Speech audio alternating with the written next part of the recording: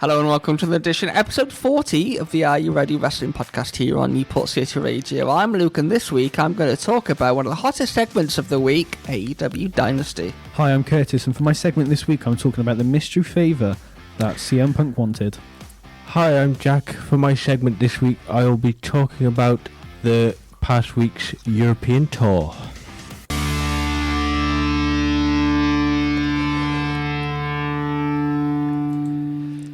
Indeed we are. How are we doing, guys? Yeah, not Hello. bad. It's been a couple of weeks in between us doing this. Yes. But we're back. We're back, and Curtis, before we kick off, it's a year since we started doing this, isn't it? Yes, it is a year. It's It's been a one hell of a journey, to say the least. 12 months to the day that WrestleMania 40 Night 1 took place, Yep. which saw The Rock return to and compete in a professional wrestling match for the first time in a good number of years. Yep. Against obviously Cody Rhodes and Roman Reigns. And Seth Rollins. Cody Rhodes and Seth Rollins even teaming with his cousin Roman Reigns.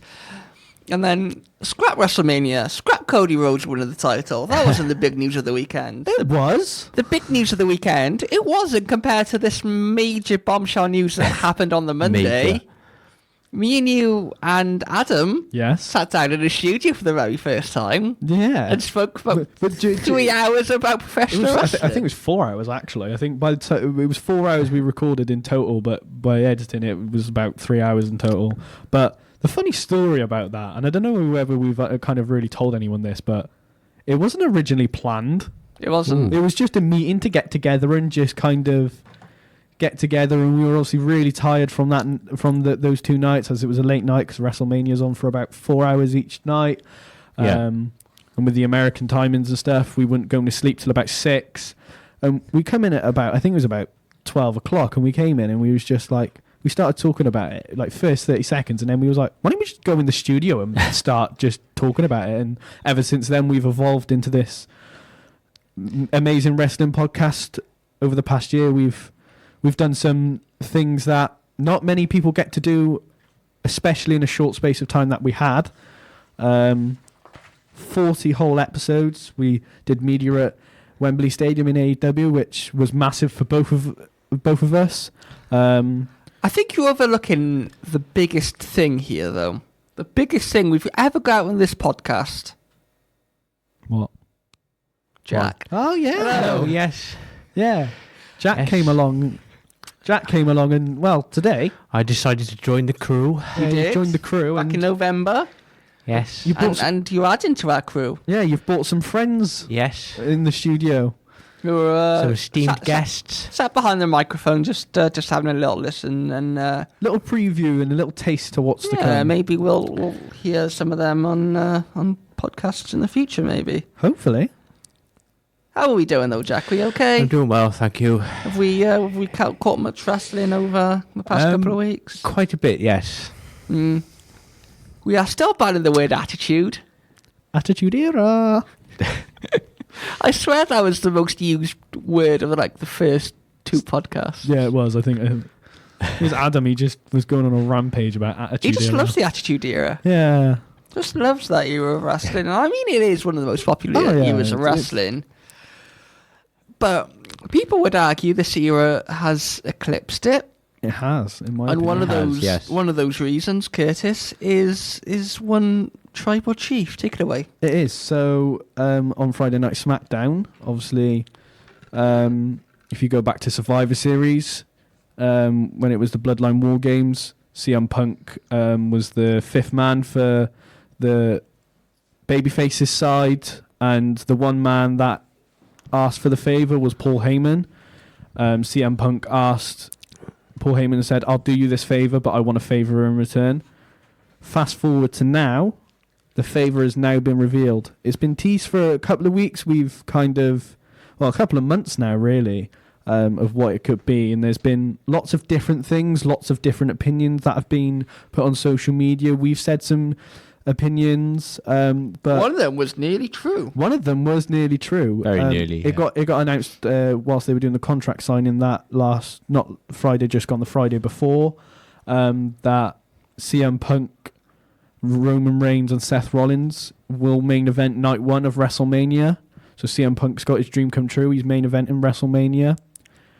Then the following week, which was the Friday just gone, CM Punk said to Paul Heyman, "This is my favour," and that favour was that Paul Heyman will be in the corner of CM Punk during the triple threat match between Roman Reigns and Seth Rollins. Yeah. I think overall it's been a very good setup from all the way from Survivor Series when CM Punk returned and was in the match, and they've built it very well. Obviously the Royal Rumble stuff, and then ever since then it's been building and building.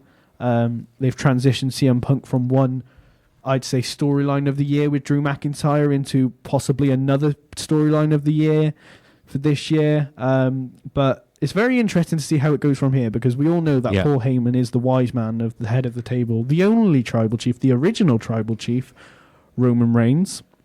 Put your ones to the sky for Roman Reigns. The guests are falling asleep. Am I that boring? Am I that boring? But clearest indication to date. But yeah, I think it's going to be very, very interesting from where it goes here.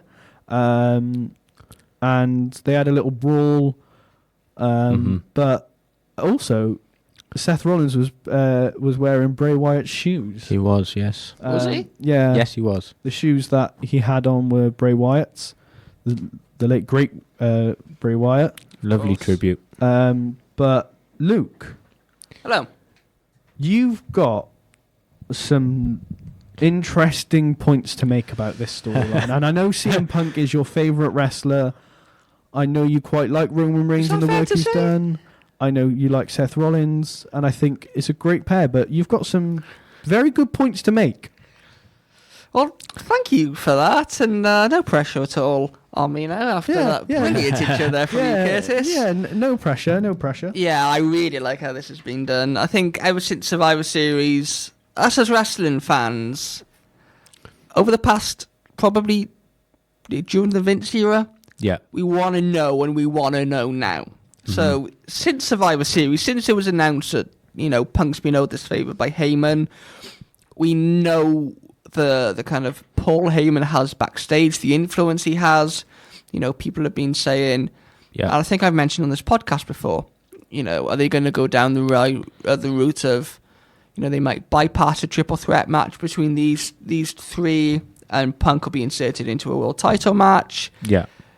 Could he use the favour in a stipulation match like the Royal Rumble, like the Elimination Chamber, to kind of give him an advantage to win, etc., etc. But yeah, when the thing I liked most was the London show, the ending to that London show, where they obviously signed the contract. Roman signed the contract. Seth came out, signed the contract. Punk came out. He was looking through the contract, looking for what we assumed was the favour. I really liked that. The bait and switch with that was phenomenally done. Yeah. Because we all thought, as I just mentioned, he was looking for that favour. What's it going to be? It's going to be the main event of WrestleMania. That's what he's going to do. But it wasn't. It was the main event of WrestleMania. Yes. The last line on that SmackDown, arguably the biggest cliffhanger they've done all year. Seth was very angry. But that's not the favour I'm owed. How good is that to end a TV show? Very mysterious. Exactly. If you're watching that for the first time, you're going to want to tune back in, aren't you? Oh, yeah. 100%. Definitely. And this, more so, is a callback. It is a callback to about 10 years ago. I think Punk was either WWE champion or he was just before or after his 400-day reign. Yeah. Paul Heyman said to him that one day he will walk down the ring or walk down the aisle with him in the main event of WrestleMania with long-term storytelling, with Punk and Heyman side by side, which is, as you say, Jack, long-term storytelling, which WWE are on fire with at the moment. Whether it was intentional or whether this is... That can be cut out, pardon me. That's the Taco Bell coming back up. Whether it was intentional or not, I don't know. Mm-hmm. But on the surface, it does seem intentional, and I really like it. I think it's been brilliantly done, especially with it being in Chicago. We know obviously Punk is Chicago born, Chicago bred, Chicago made, and yeah, just the reaction he got. That whole show kind of felt it was built around that one angle, that one storyline of what is the favor. If you look at SmackDown this past Friday with Punk opening the show, cutting that promo, just when you think the promo, the thingy was going to be announced, Heyman came out, and then he said he wants to tell Roman to his face, and Roman's not there. And then throughout the show, then you could see the panic on Heyman's face for Roman to be there. And then Heyman kind of in desperation almost said, whatever it is, Punk, I accept. Yeah. So he could have said anything. And Heyman said that he would have accepted. So, yeah. And then the segment itself when Punk, the three of them were in the ring, Roman came out. You expected Punk to come out. Then obviously Seth came out and cut a promo on Roman. Yeah. And then Seth came out and obviously announced that, or revealed that the favour is Paul Heyman to be in his corner at WrestleMania. How, Jack, I'll come to you next. How do you feel about that? Again, I'm very, very pleased of how well the segment was played. I'm really hyped for this match. The hype has just increased massively with the whole favour being in play.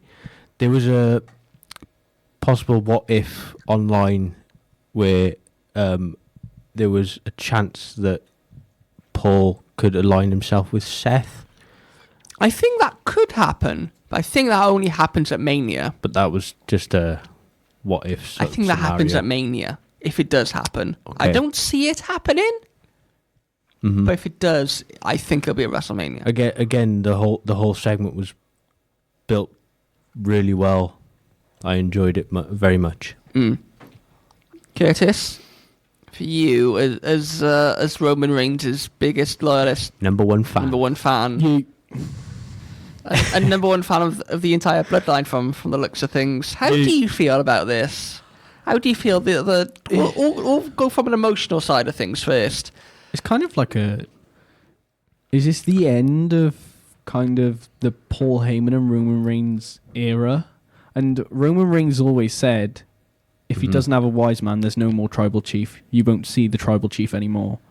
Wow. And Cody Rhodes kind of predicted I was about to mention that. That like kind of, the Usos are going to leave you, Sammy's going to leave you, your whole family's going to kind of leave you, the bloodline's going to leave you, and then finally Paul Heyman will leave you, and you're going to be kind of a chief without a tribe, and kind of stuff like that. And I think it goes back to the kind of the long-term storytelling type thing. I think they've used that, and Triple H has adapted into that very well.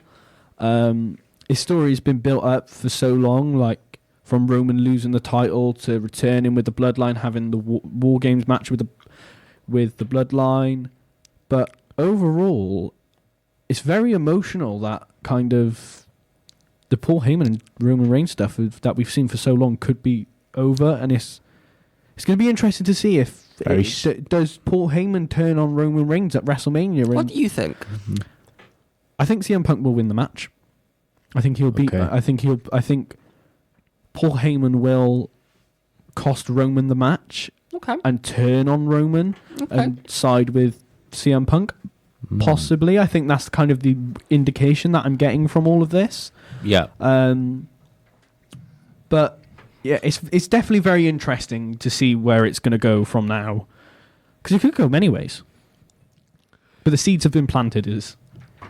It could go either way. Do you think though Seth could turn at WrestleMania? Or Heyman could turn at WrestleMania? We know what Paul Heyman's like throughout his career. He's always done things like this. He's a very sly. Curtis? Yo. Do you think that Seth could turn at Mania with and align himself with Paul Heyman? Yeah, not really. I don't really see that, to be honest. I see it more leaning to CM Punk and Paul Heyman. And Heyman going off together. Because if Yeah. Heyman does leave Reigns, and as he said, I think it was at the Hall of Fame speech last year, wasn't it, when he inducted Paul Heyman. Paul Heyman. If he does leave Yeah. Roman, is this the last? Obviously, this won't be the last time we see Roman Reigns in WWE. What happens next? He goes off to Hollywood for a bit And then what happens when he comes back? for some mystery. Next year's Mania, and we see him and The Rock? Very much a mystery. I think that's kind of the final chapter for Roman. I think it's the only chapter left, isn't it? I think that is What like more could they do? the only and the final chapter left for Roman is to kind of see himself out and have a match against Rock, and maybe, who knows, maybe he retires The Rock, or The Rock retires Roman, and Roman goes off with The Rock to Hollywood, and they start doing the Hollywood films and stuff, and they go over there. I think there's always been a thing that Roman will go off to Hollywood at some point. Yeah. And follow his cousin, The Rock. But I think it's going to be a chief without a tribe. It is. How do we feel, though, about the favour being what it is? Because, as I mentioned at the top of the segment, for a while it felt there were so many theories out there, so many possibilities out there. As I said, could he use this to insert himself in a world title match at Mania? Could he use this to potentially get favour in a stipulation match like the Royal Rumble, like the Elimination Chamber? How do we feel, though, that the favour is what it is? I'm feeling very, very pleased at the way they revealed it. Personally, it was done really well. Are you happy with what the favour actually is, though? Personally, I'm slightly underwhelmed of what the favour is. I would have much slightly preferred it just being the main event of Mania, which obviously it got called as the main event of night one. But I could see where WWE is going with this. It is Curtis? Yeah. Same question to you. How do you feel about this favour being what the favour is compared to, I don't know, Punk inserted himself into another world title match? Or I think storyline wise it makes sense, because there's no real picture for him to be in a kind of title match at the moment. It would be a bit weird if out of nowhere he used the favour to get inserted into a match that kind of had nothing to do with him in the first place. So I think further down the line maybe they could build that storyline of him being in a... I think it's obvious we'll see CM Punk as a champion in WWE. Oh, definitely. Sooner rather than later. do you think so? I think he'll have one last run, yeah. I think he deserves to. Does that end John Cena's title reign? Possibly. That's another question for another podcast, though. That is. Yes. But I think overall, I think just in general, I think it's a good favour, because it's a favour that Paul Heyman can't turn down. And well, he can't, because he said backstage already that he accepts whatever the favour is. And he's not going to be able to do anything about it. No. And it's gonna hurt Roman, and Roman's kind of gonna be without his wise man. He's not gonna have the wiseness of Paul Heyman, as one would say. Could he find another wise man? Could there be someone else out there? I don't think so. I don't think so. No. No, I don't think so either. I don't know who you could have, but who knows? On that note, AEW Dynasty takes place tonight, crossing the divide from one major wrestling company to another. AEW present Dynasty, their second pay-per-view of the year. AEW, I think, more recently are a company that pride themselves on pay-per-views, on the quality of the pay-per-views, of the quality of the pay-per-view matches. Yeah. You know, the storyline in AEW. I know you like to compare the two a lot, Curtis, but if you do compare the two here, I think storyline-wise, WWE is better. Okay. But I think in ring-wise, I think that does have to swing towards AEW. AEW has a different aspect to WWE, and there's a few things I do like about AEW. They've got the storylines are kind of completely different. They may not be as good as WWE storylines, but they are up there. There has been some great storylines in AEW, and I do enjoy. I did really enjoy watching AEW live in London at Wembley Stadium in person. But Yeah. I think AEW can make a name for their pay-per-views 100%. They can get people talking about it 100%. We all know Dave Meltzer loves a bit of 5-star reviews for AEW. I think anything below a 3-star is one of the worst matches he's seen. I think ever. I think it's criminal, isn't it? I think that's like illegal in Dave Meltzer's eyes. But I think kind of the brutality of AEW really brings a good aspect to it, with like kind of the glass being involved, thumbtacks and barbed wire bats and stuff, kind of back to like kind of the Attitude Era of kind of WWE. I had to chuck that in there, Luke. I had to get that in there. So I think if WWE kind of went back to that, and not so much all the time, but if WWE went back to that, then it would be good for WWE. But AEW has that kind of one up on WWE in the in-ring aspect. Whereas WWE don't really do. It's not often they have now recently since Triple H took over, but there wasn't really much blood involved. There wasn't much certain spots and stuff like. There's a different brutality. Like in a power AEW. bomb through a steel chair. I know, not steel stair, steel ladder. Yeah. Steel ladder. So, I think. Other than that, I think AEW has got a one up on WWE, in my opinion. But like I say, their second pay-per-view of the year takes place tonight, AEW Dynasty. Before I come on to my thoughts and feelings, Jack, I know you like to dip in and out of AEW. I know you were watching Dynamite last night, were you? Yes. You were saying to me off air. Briefly, yeah, I caught one or two bits. What are your hopes and expectations for Personally, I'm really looking forward to the John Moxley versus Swerve AEW title match, and a possible revisit to the AEW World title, because it has been stuck in a briefcase We haven't seen for it. weeks. Months. Weeks, months. Months. Might as well be years days, at this point. yeah. It was around October time you won it, wasn't it? Around about that time. About the same time you joined this great podcast. Yeah. Wow. About 7 months, I think. Oh, sorry, wrong company. Here's a question for you. Who Go is on. the AEW equivalent to Jey Uso? What great Ooh. gimmick and really bad in the ring. You what? Excuse me? Wow. Okay, maybe not really bad, but average at best. He's no Gunther, is he? Now you're causing a war. It's not war games yet. It's not Survivor Series quite yet. We've got WrestleMania to get through. But if you carry on, me and you, Luke, will be having a WrestleMania match. Plenty of attitude in this room this afternoon. Of course there is. We've got to put on a good show for our lovely guests. I'll be the ref.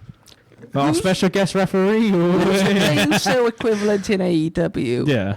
I think it's quite a good question. Orange Cassidy, Okay, and who's your Gunther? I think. Who's the Gunther? Yeah. There's only one option, isn't there?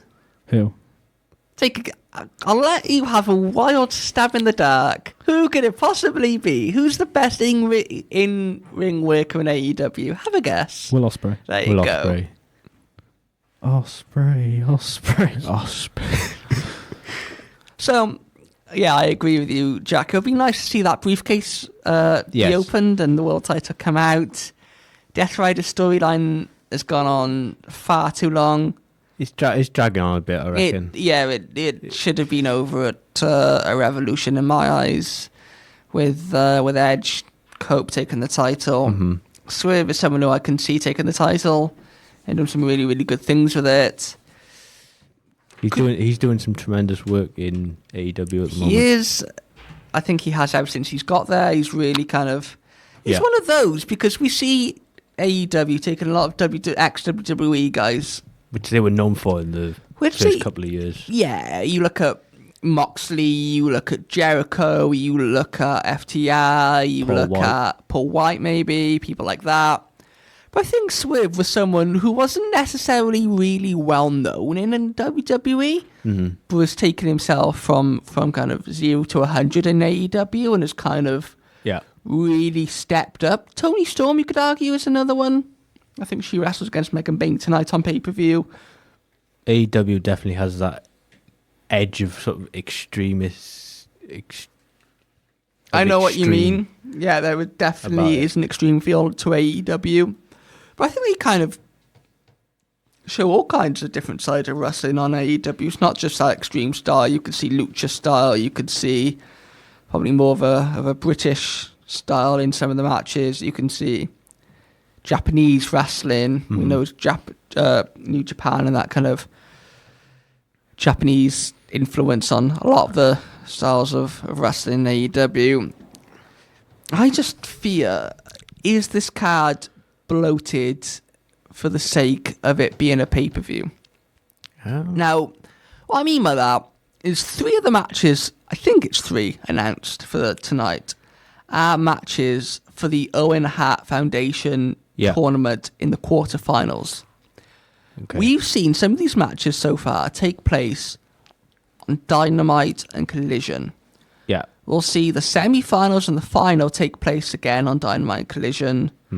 With then, I believe it'll be on Dynamite and Collision, with then the winner going on to get I believe if it's the same rules as last year, the winner will go on to get a world title match at All In Texas. Okay. I know Will Ospreay wrestles tonight in a quarterfinal match. I think Mercedes Moné is also wrestling tonight in one of the quarterfinal matches on the women's side of things. I could be wrong. These feel like, and AEW, in my eyes, are guilty of this, TV matches that are put on pay-per-views for the sake of filling out time on pay-per-view, when they couldn't, when they should be on TV matches. When they're TV matches, they should be on TV, They not pay-per-view. they tend Pay-per-view to- should be saved for big matches, blow-offs in storyline, or major angles, major segments, major talking points. Not matches that you'll see the winner of. Will Ospreay obviously is going to win tonight because he's against the guy who's just signed for the company. We will see him in the semi-final. Will that take place on the next pay-per-view? No. Will that take place on Dynamite or Collision? Yes. Yes. That, for me, is the problem with AEW. Too many TV-style matches on pay-per-view when they should be on TV rather than pay-per-view. Is that fair to say? I think it's, I was saying, quality over quantity. Yes. I think the moment. AEW, on times, are guilty of quantity over quality. Don't get me wrong. Will Ospreay and Kevin Knight, I think he's facing tonight, will have a really, really good match. I think Mercedes Moné. Let me get the card in front of me a second. Let me. What do you think though? Do you prefer quality over quantity or quantity over quality? I think I prefer. Because if I'm you're slowly going towards quality okay, over because quantity. if you're paying say £30-40 for this pay-per-view for say 4 or 5 hours of wrestling. Yeah.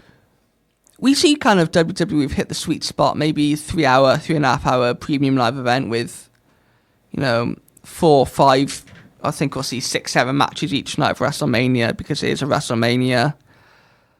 Whereas AEW tonight have a grand total of, this is including the kickoff show, the 2-hour kickoff show, maybe it might be an hour and a half, 12 matches. Yeah. So, yeah, you got 3 tonight. So you got Will Ospreay against Kevin Knight in a quarterfinal match. You have Mercedes Moné against Julia Hart in a quarterfinal of the women's Owen Hart Foundation tournament. And then you have Carl Fletcher against Matt Briscoe in another quarterfinal match of the AEW Owen Hart Foundation tournament. Which, the semi-finals will take place on Dynamite and Collision. And then the final will take place on Dynamite. Yeah. I know that was last year. But do you get my point though? Yes. They're kind of building up for something that shouldn't be building up towards. They've kind of done it the wrong way around. I think they're just trying to find a payoff out of nowhere. I think so. I think we should want to add here, Curtis. You've been awfully quiet for this segment. I feel like I've gone on far too long. Yeah, that's all right. Just been looking at some Amazon stuff. But I feel like the show tonight is going to be good. It's a solid card, and I hope we see some really good matches. I think we will. Do you agree, though, that to put it in terms you might understand, this is like the quarter-final matches or the first-round matches of the King and Queen of the Ring tournament taking place on a pay-per-view, and then the rest of the matches taking place on a Raw or SmackDown? Yeah, I kind of get that. I think kind of the booking side of things where they book the matches needs a bit of work in. But I think as time goes on, that's been a long criticism though of you, isn't it? In AEW, yes, it has, because I feel like if they got the booking right, they could do so much more and they could go so much bigger. Their ticket sales would improve, and just there's so much that they can that if the booking becomes better. It's like with WWE though. I know I keep going back to the two companies, but you look at WWE. They were going through when the kind of the end of the Vince McMahon era was kind of coming to an end and stuff, and WWE kind of went downhill. It did. The ticket sales were a lot lower than they were, and then as soon as Triple H came in, and the booking got better, they shot up. They're selling out European tours. They're selling out in different countries that they probably didn't really imagine that they would. They're getting 14,000 for their Raws and SmackDowns. I think they would.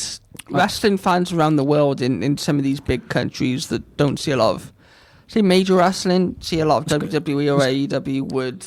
It's kind of like the UK as well, like London. It's not often we get to see WWE come to even Wales as well. Like it's not often that we do, but when they do, it sells out within. It's great exposure for the wrestling business. It really is. But I think as time goes on, I think it will improve and it will become a little bit better. So that's AEW Dynasty that takes place tonight. Yes. Talking about WWE, they have had a European tour go through the road to WrestleMania. They have.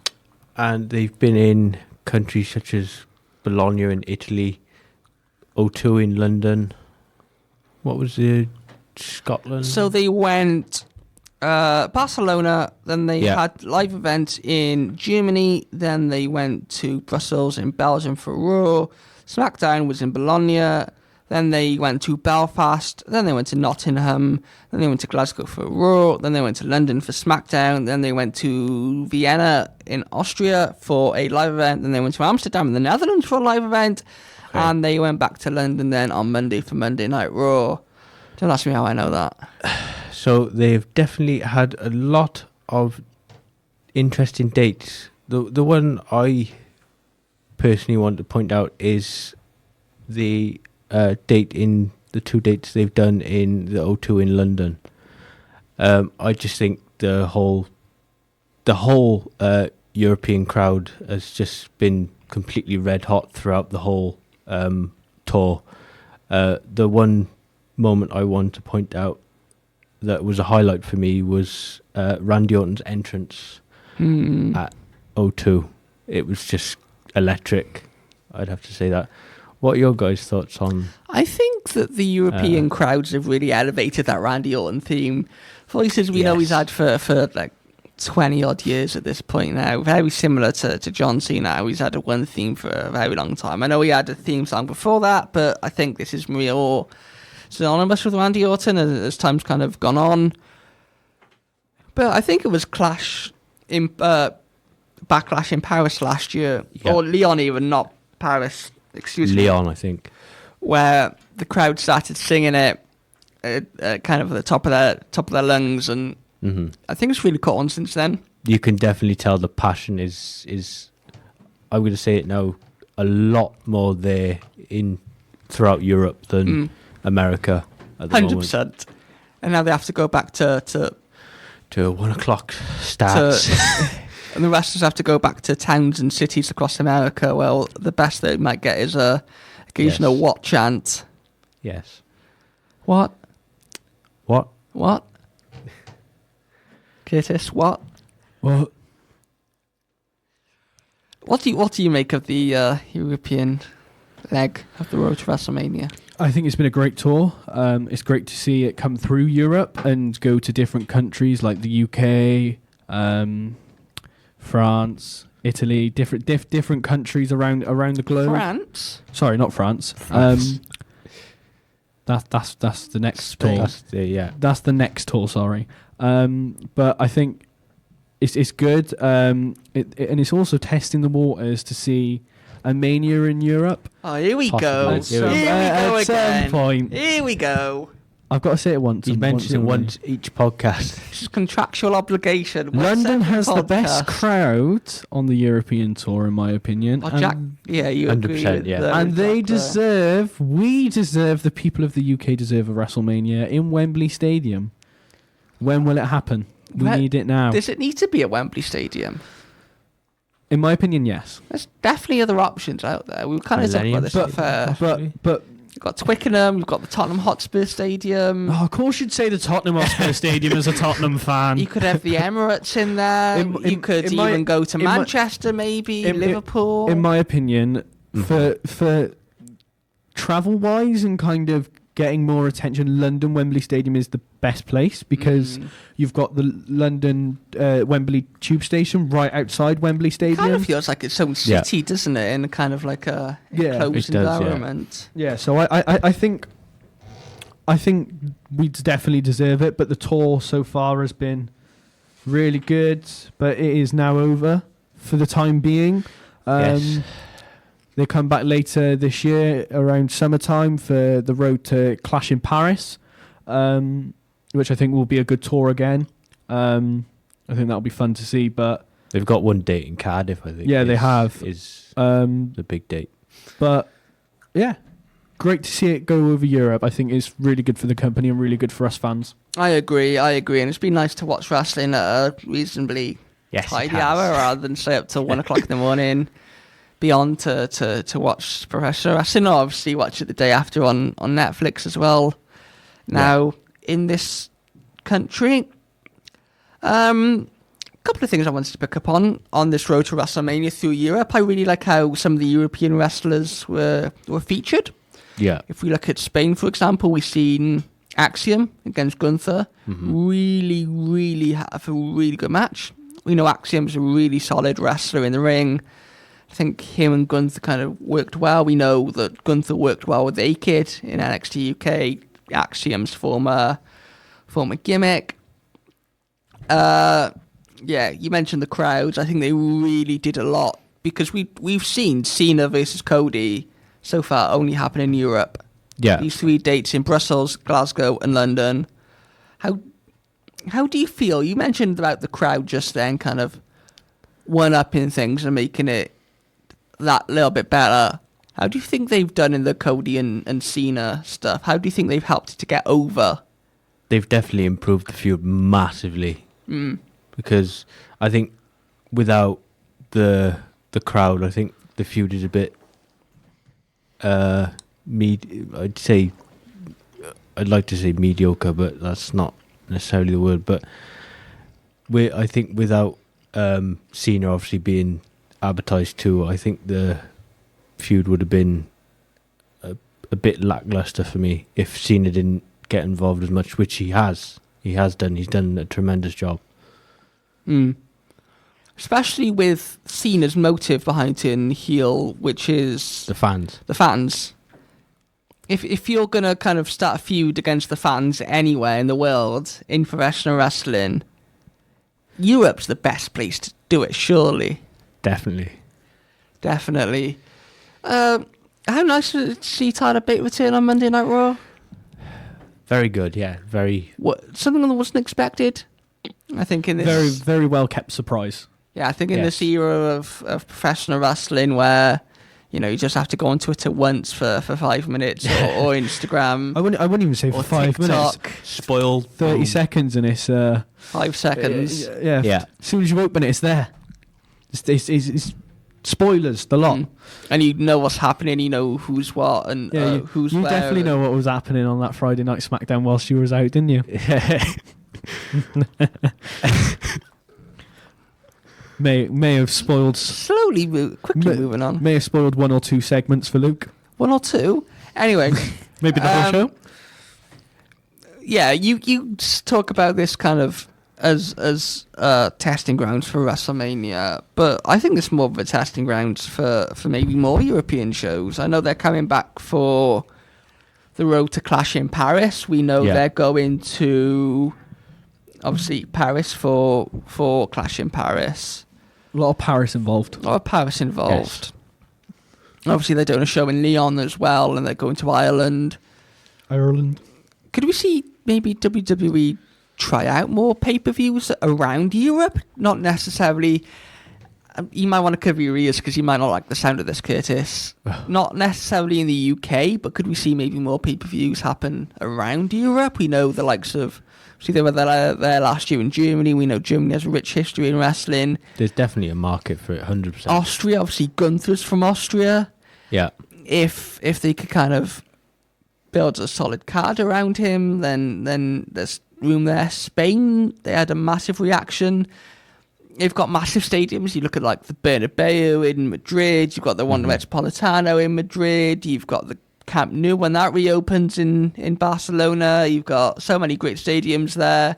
There's a lot of opportunity and choice. Yes, for a major premium live event. They could obviously go down the arena route as well, don't get me wrong, but a major event like a SummerSlam maybe in Spain. How would you like the sound of that, Curtis? Yeah, maybe. Or Italy. You know, there's Spain these over Italy for me. Great cities across Europe that have major kind of infrastructure and stadiums that we could definitely see something at. I definitely think it's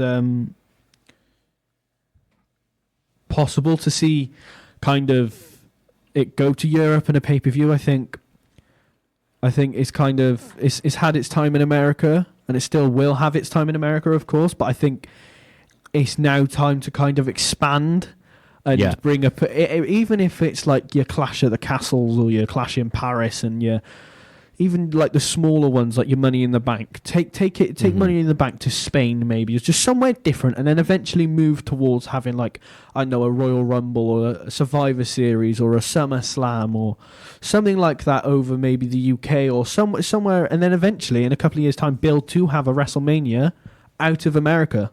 No, that doesn't have to be the UK, even though we would love to have it in the UK. Yes. It can be somewhere else, but I think as time goes on, they really need to start building this European WWE side even more. And I think time will tell, and it will happen sooner rather than later. There's never been a better time to expand. Oh, 100% no. And it'd be nice to see them kind of do maybe tours around different parts of the world. You look at Japan, for example, as a really hotbed for wrestling historically. Australia, I know they announced they're going back to Australia this year, I believe.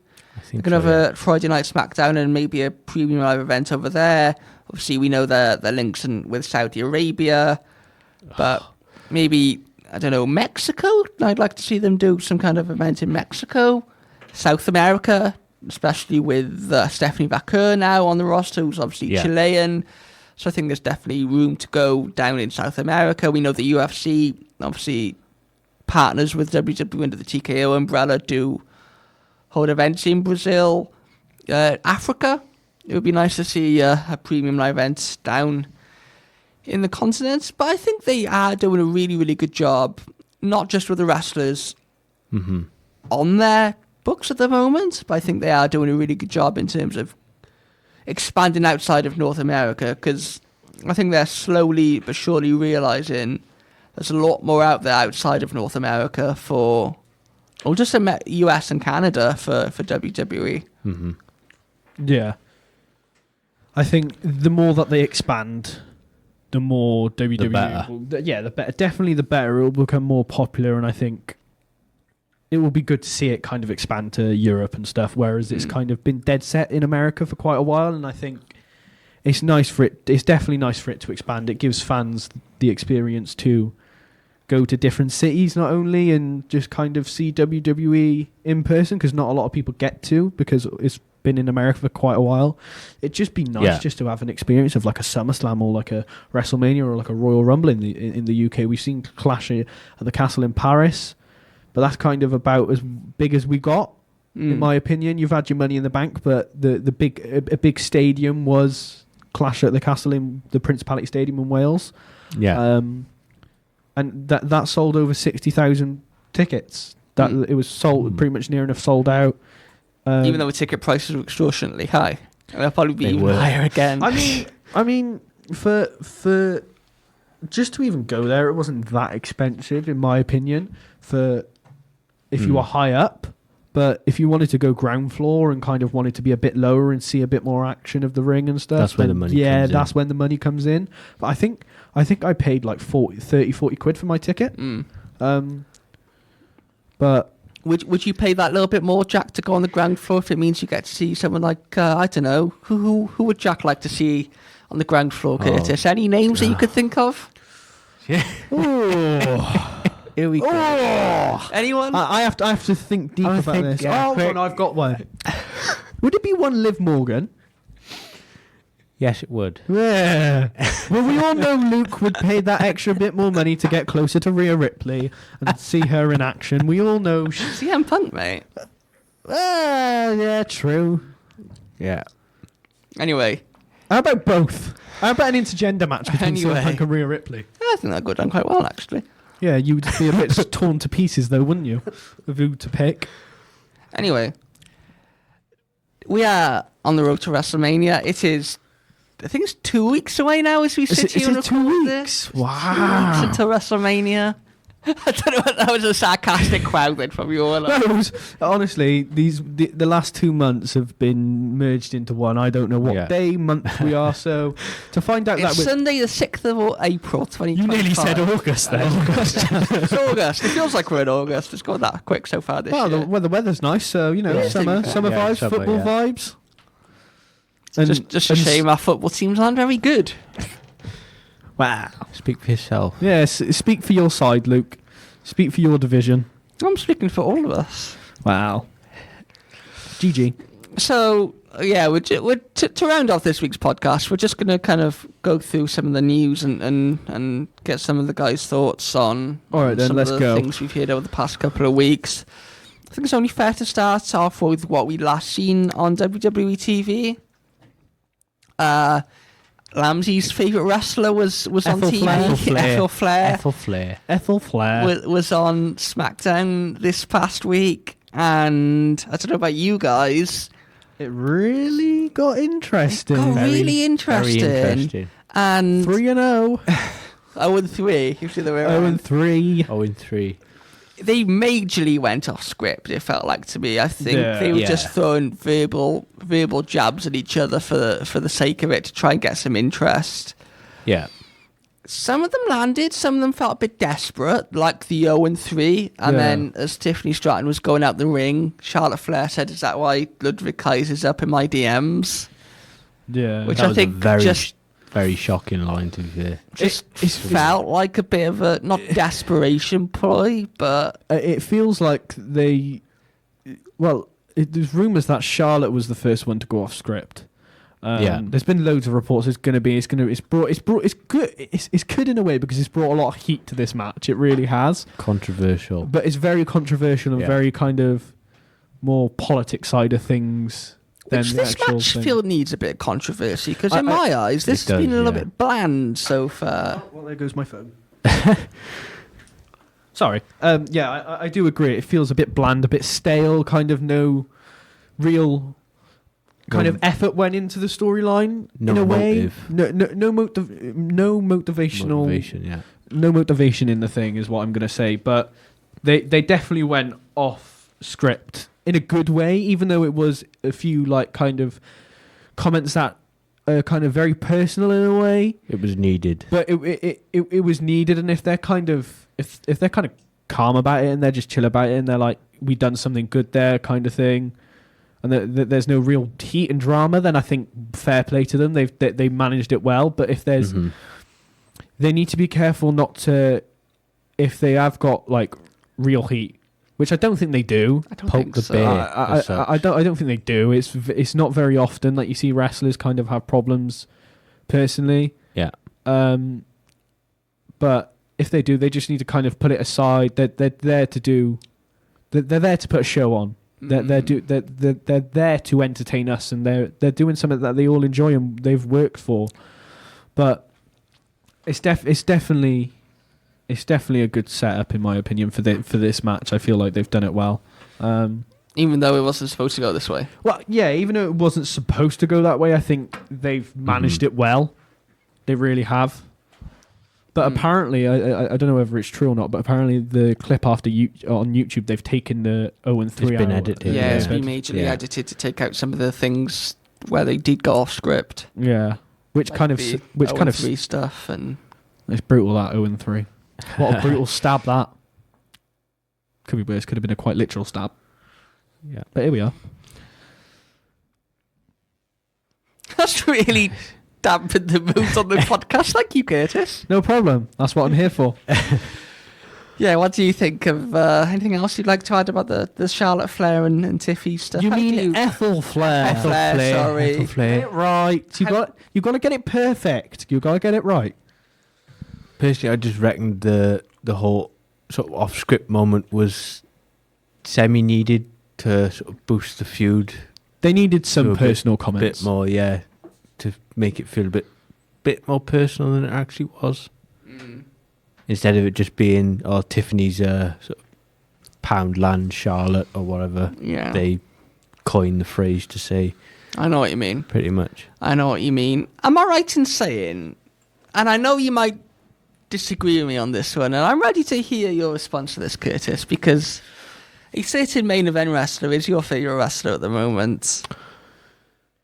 Am I right in saying, or thinking, that both feuds involving the winners of the Royal Rumble have felt extremely, not off, but have felt like they've lacked so far this year?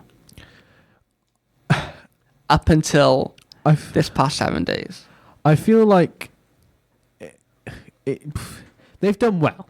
There's been times where they've kind of lacked a little bit. I get that.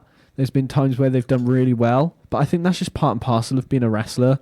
And kind of the creative side of stuff. Like, it's not always going to be perfect. Nothing is perfect in wrestling. It's live. It's there and then. Like, they're going to forget things. They're going to go off script. They're going to have a bit of personal jabs at each other. There's going to be certain stuff that's not always meant to go out, but does go out. But I feel like they definitely I feel like they've been robbed in a way. They really have, because typically the winner of the Royal Rumble gets a championship title match, and in typically main events WrestleMania. This year is totally different. The two main events, by the sounds of it, and is the second night 2 been confirmed now? All but more or less been confirmed. It's pretty obvious anyway, wasn't it? Yeah. So yeah, I feel like Tiffany and Charlotte will kick off night 1. Okay. And night 2, Gunther and Jay will be co-main event in a way. So they could go back-to-back championship matches. Okay. I feel like that's what they're gonna do, but yeah. Yeah, it feels, and obviously we're referring to the feud between Jey Uso and Gunther here. Feels like it's been simmering along with kind of. I know Gunther says I think since he won the Royal Rumble, Gunther said he's going to make Jey Uso's life a bit of a living hell over the past. Yes, he has. Over the upcoming months until WrestleMania. Like I say, it hasn't felt like that until Monday, where in London, Gunther and Jimmy Uso, Jay's brother, obviously had a one-on-one match, and Gunther beat Jimmy Uso Yeah. He beat him quite bad. Very bad, actually. And then as they were helping Jimmy Uso even to the back, Gunther came out of nowhere, straight off commercial break, and just obliterated Jimmy Uso to the point where, mentioned it earlier, Curtis, we don't see much blood in WWE. Nope. We've seen lots of blood on Monday night. We did. Yes. I think that's the kind of the first time since, I think it was Bad Blood the last time we seen kind of that much blood being involved. It wasn't bad this time. No, it wasn't bad, but it wasn't good either. It was in the middle. It was in the middle, yeah. Next pay-per-view, in the middle blood. It was very raw. It was very raw in a way. Very raw blood is what I'm going to say. Very in the middle. So you've got good blood, bad blood, and raw blood. I think that's a good way to describe it. But I feel like they've kind of Jimmy being in kind of not inserted but inserted into the storyline. They've played it very well.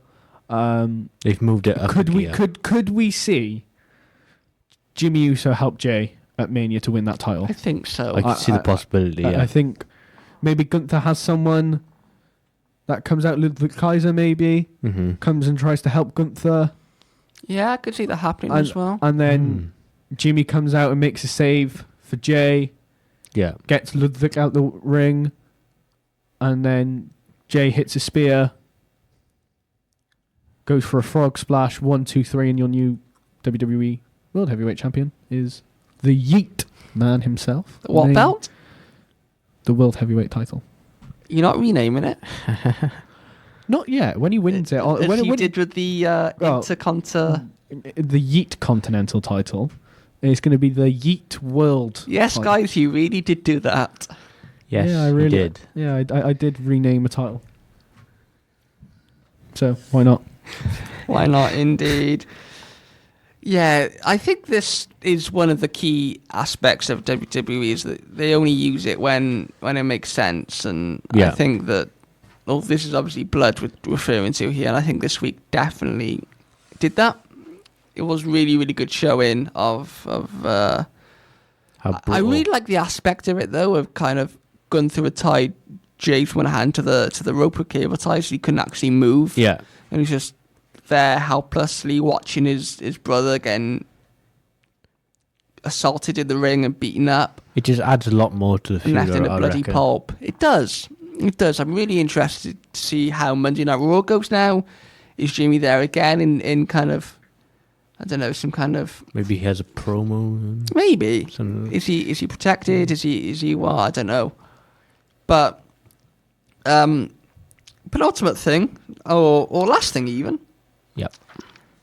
Of our little news roundup for this week. And the last thing of the podcast, Kevin Owens. Yes. For me, he's been doing some of his best career work so far in the past couple of months since his heel turn. Obviously, he turned on Randy Orton and left Randy Orton out for a couple of months until he returned at Elimination Chamber. He faced Cody Rhodes, obviously, at Royal Rumble in a really, really good match for the title. He faced his best friend, or former best friend, Sami Zayn, at Elimination Chamber in a unsanctioned match, which was, as you'd expect, very, very brutal. All our reviews are available on social media to listen to. Are we okay there, Curtis? Yeah. But it was revealed this past week that he's got a major neck injury and he needs surgery. Very much so, yes. And we're 2 weeks out from WrestleMania, and I feel absolutely gutted for him.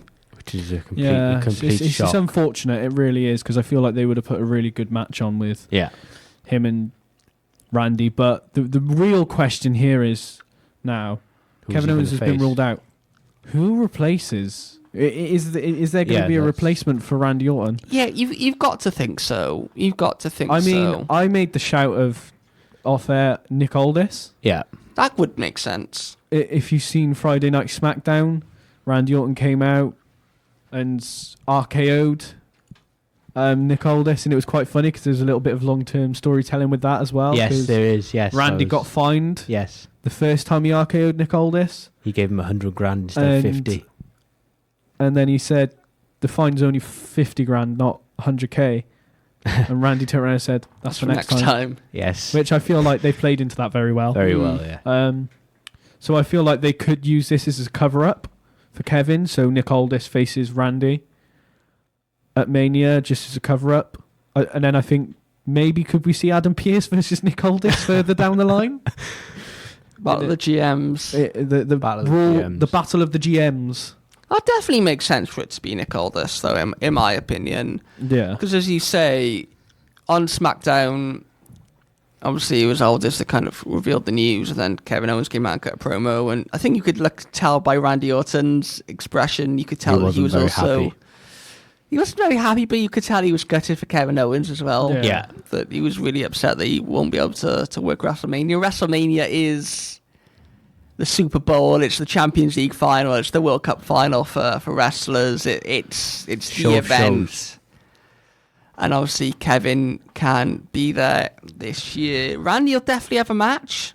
I feel like it'll be Nick Aldis. There's a few ways they could go. It could be Nick Aldis, and kind of Randy turns his anger towards Nick Aldis for maybe protecting Kevin Owens for too long and whatever.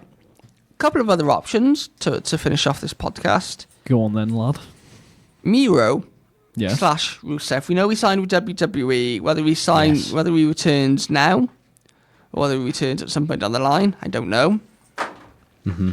The other option, which I'm leaning towards, if it's not Nick Aldis, returning. We've seen the mystery vignettes there on SmackDown. Yeah. Alistair Black. Alistair in his return match at WWE. Could that be Randy Orton at WrestleMania? Could they do what they kind of did with Cody, right? Is that what kind of the line I was going down? Yeah. Randy turns up. He doesn't know who he's facing. It's going to be a mystery. And then I feel like that's what they're going to do. Even with if Nick Aldis is in the match, they'll have a chat. There'll be kind of a behind. Triple H may come out and have a chat with Randy and say, "Listen, you will have a match at Mania. It's going to be a mystery, though. Mystery opponent. Kind of what they did with Seth against Cody at Mania 39, 38? 38. 38? Yeah, it was 38 because 39 was Hollywood. Yeah, 40 was last year. 40 was last year. Wow. Philadelphia. Is it Philadelphia? Yeah. Yes. Yeah. Oh, these places. It's this European tour, I'm telling you. They're going everywhere. Actually, I think they should just scrap the European tour and just go back to America. It's easier. It's confusing my brain. But I really hope it's Nick Aldis, but I think Alistair Black would be good as well. We know he's coming back, and we know he's going to be on SmackDown because the vignettes are out on the SmackDown. Yeah. Very similar to Rey Fenix in terms of, we've seen his vignettes over the past couple of weeks on SmackDown. He's debuted on SmackDown. Yes. They're not. This regime isn't one to kind of debut vignettes on SmackDown, then he appears on Raw. It's more of a set brand, I think. Yes. So we know Alistair Black's coming to SmackDown. So what perfect opportunity is there to debut him and put as much hype and attention on him than a WrestleMania against your 15-time world champion and arguably your biggest name, Randy Orton. Yes. How did we feel about Rey Fenix's debut? Quickly, just to finish off this week's podcast. Very exciting. Very excited. Yeah? Yes. Curtis? Put it that way. They're going to tag team at WrestleMania. Him and Penta. Yeet. Even though Penta is likely to be in the Intercontinental title match. Maybe not at Mania, but somewhere. Somewhere down the line they will. They've already made reference to maybe Penta's real life brother. Maybe next year they have a one-on-one match at Mania. Or WrestleMania 35. Or 55 even. 55. If you've seen the kind of the meme around, I think it was at WrestleMania 10 you've seen... Mm-hmm. It might be the Hardys. I could be wrong. It was a tag team brothers that kind of faced each other. Then you've seen at WrestleMania 25 between two tag teams. And obviously last year WrestleMania 40 was the Usos. So people are saying every 15 years you get your brother tag team face each other at WrestleMania. So we've got to wait 14 more years to see the Lucha Brothers face each other at WrestleMania. Apparently there's 4 wrestlers that haven't main evented WrestleMania. Just randomly popped up on my phone. 4? Well, not 4. just 4, but these are the 4. Say, I've never main evented WrestleMania. All right, predict 2 of them quickly. Well, Send out some ground rules. Currently in WWE? yeah, yes. 3 of them are, yes. One of them is retired. Well, All not men? retired, he's Okay. out, but he's going to be coming back. Male or female? Male, all male. Obviously, CM Punk is one at the moment. He hasn't done it yet. He's not on the list. Okay. Okay. Jack? I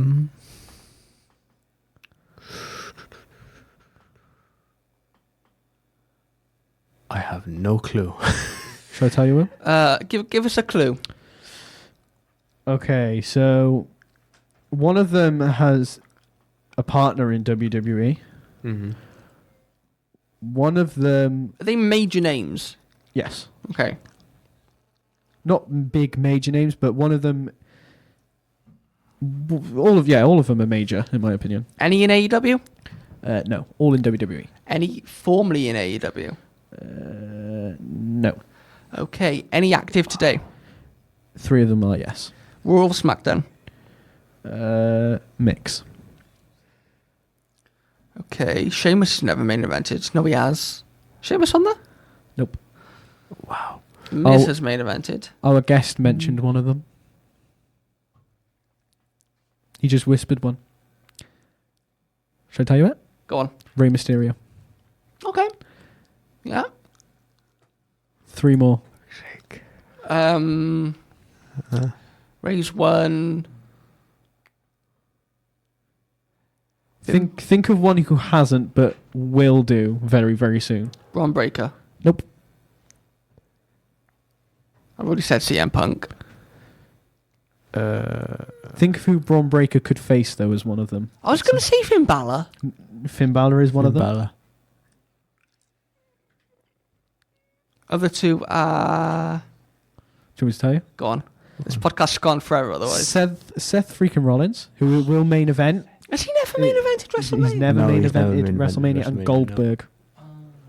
Wow. Are we sure Seth's never main evented WrestleMania? He's been in the main event, but he hasn't main evented as in... He did. He cashed in. Heist of the Century. That was the main event of WrestleMania. No, but I mean an announced main in event. In a announced An actual main yeah. event, announced main event.